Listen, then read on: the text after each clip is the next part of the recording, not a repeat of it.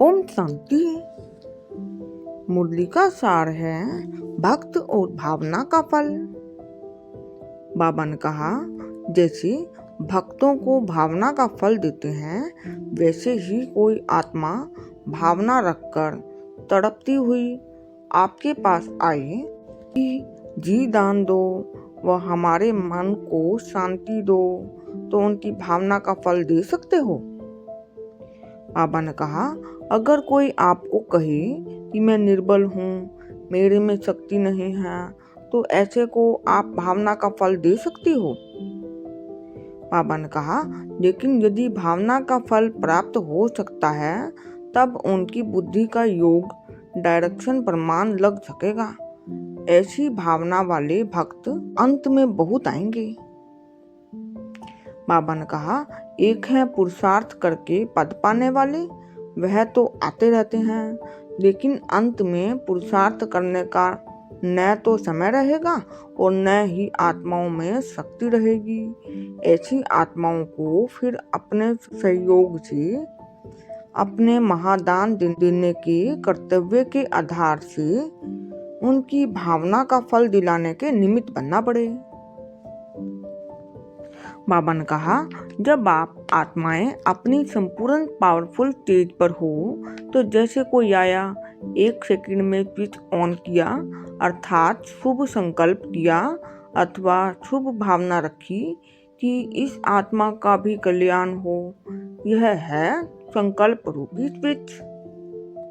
बाबा ने कहा, switch on करने अर्थात संकल्प को रचने से फौरन ही उनकी भावना पूरी हो जाएगी।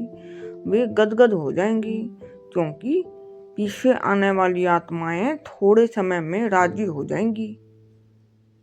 बाबा ने कहा, तो सर्व आत्माओं को उनकी भावना का फल प्राप्त हो और कोई भी वंचित न रहे, इसके लिए इतनी पावरफुल तेज अर्थात सर्व शक्तियों को अभी से जमा करेंगी। तब ही इन जमा की हुई शक्तियों से किसी को संभालने की शक्ति और किसी को सहन करने की शक्ति दे सकेंगे। बाबा ने कहा, आपको सर्व शक्तियाँ अपने पास जमा करने का अभी से पुरुषार्थ करना है। बाबा ने कहा, जो विश्व महाराजन बनने वाले हैं, उनके पास अभी से ही स्टॉक पूरा होगा, जो विश्व के प्रति प्रयोग हो सके।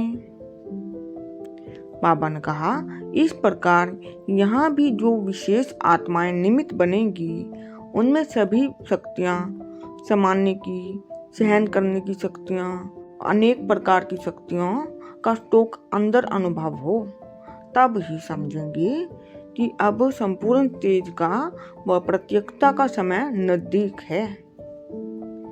बाबा ने कहा, अभी तो अपने पुरुषार्थ व अपने तन के लिए समय देना पड़ता है, शक्ति भी देनी पड़ती है, अपने पुरुषार्थ के लिए मन भी लगाना पड़ता है, फिर यह स्टेज समाप्त हो जाएगी।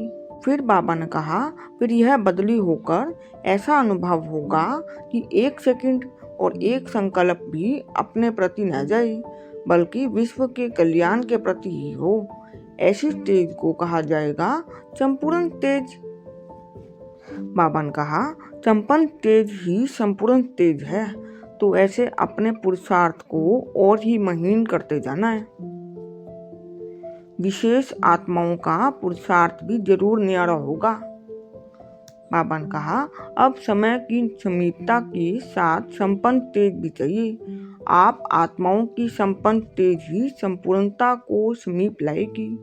तो आप सभी स्वयं को चेक करो कि जैसे पहले अपने पुरुषार्थ में समय जाता था, अभी प्रतिदिन दूसरों के प्रति ज्यादा जाता है। बाबा ने कहा, देह अभिमान नेचुरली ड्रामा अनुसार समाप्त हो जाएगा।